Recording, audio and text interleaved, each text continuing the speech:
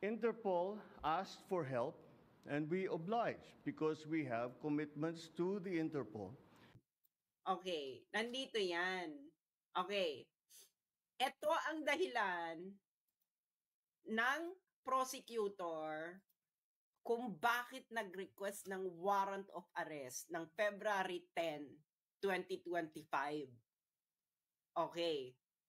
Ang sabi sa mismong dokumento ng ICC, there is a realistic but time-limited possibility of securing Duterte's arrest.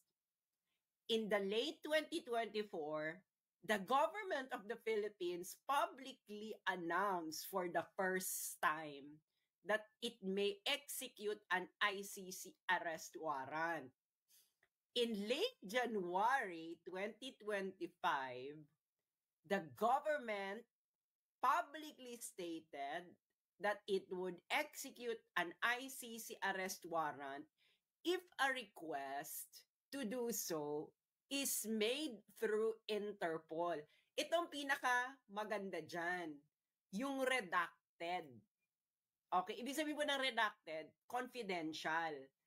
Okay, 570. Ayan confidential. Ito yung ano niya, may document confidential. Hindi nila nilagay kung ano.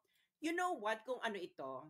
In the context of this paragraph, it is the government communication to the ICC. Communication ni BBM. We have not cooperated with the ICC.